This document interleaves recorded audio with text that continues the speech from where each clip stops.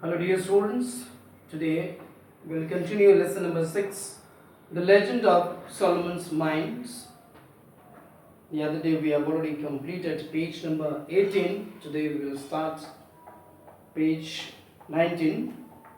I laughed at his story then, and poor Evers was killed a year later. So here we see, the author laughed at the story that poor Evans, described to him, though he was killed a year later. But 20 years after that, when I was in the Manica country, I heard something more definite about the Solomon's mountains and the country beyond them. So when he stayed there, when the author stayed for a longer time there, and he heard something more definite. That means, very genuine thing, something which is actually happening there. I was down with fever when a Portuguese arrived with a companion. We talked together a little, for he could speak only broken English. His name was Jose Silvestra.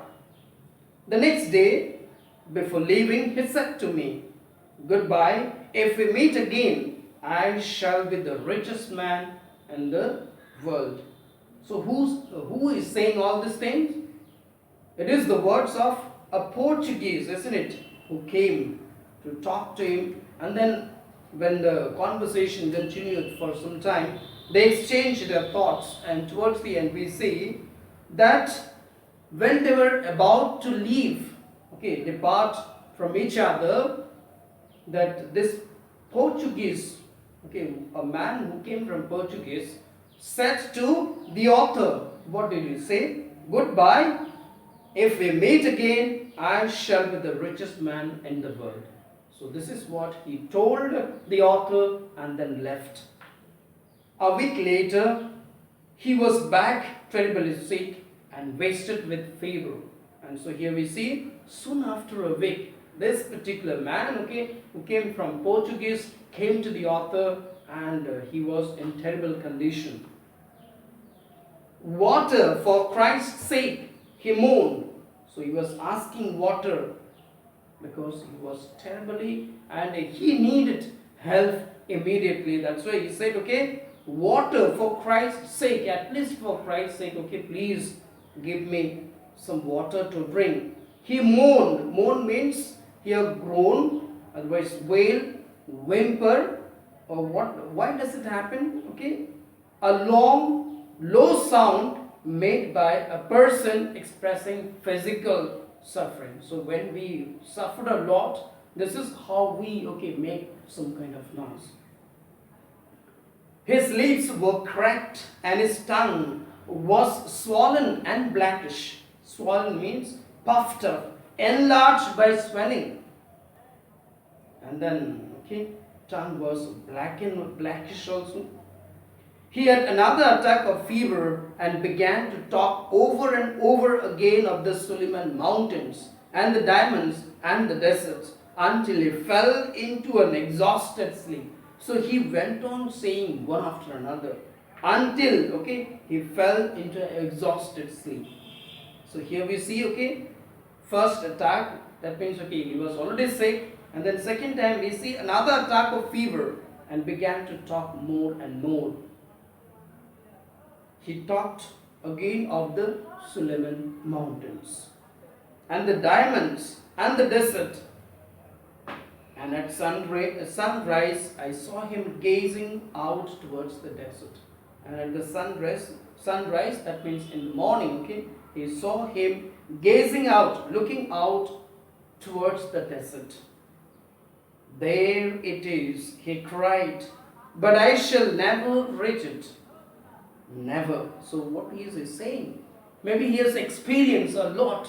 Maybe he has seen something, which the author is ignorant of. That's why he's saying, he says, there it is. He can see the place yonder, maybe far away. That place is seen. But he says, I shall never reach it. Never. So the reaching of that place or to reach the place is impossible. And that's why towards the end also he says repeatedly, no one will ever reach it. And he also says or guarantees the others, nobody will ever reaching that place. So this story, the paragraph or the passage that we have read right now, it is taken from King Solomon's Mines by Henry Rider Haggard. So this is our story. I hope you have understood. Now let us see some questions from here. At least we'll discuss the first one. And before we go to these questions, you can see some of the word meanings. You have to write. The first one is mourn, crack, then swollen, exhausted. So these are few words that you have to write the meaning of this. Fill in the blanks. The first one, his lips were cracked and his tongue was swollen and blackish. So this is the answer of the first one. Next, did you ever hear of the Suleiman Mountains in the northwest of the Musculme country? So this is what the answer of the second one as well. So I ask you to write question number 1, that is A in the copy. And next, let us see the first one. I'll just explain it to you. Answer the following questions. Whose brother had gone on a journey to King Solomon's mines? Whose brother? It is Sir Henry Surtees' brother had gone on a journey.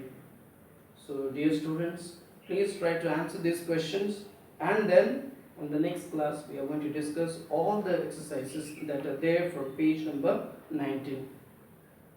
Thank you so much.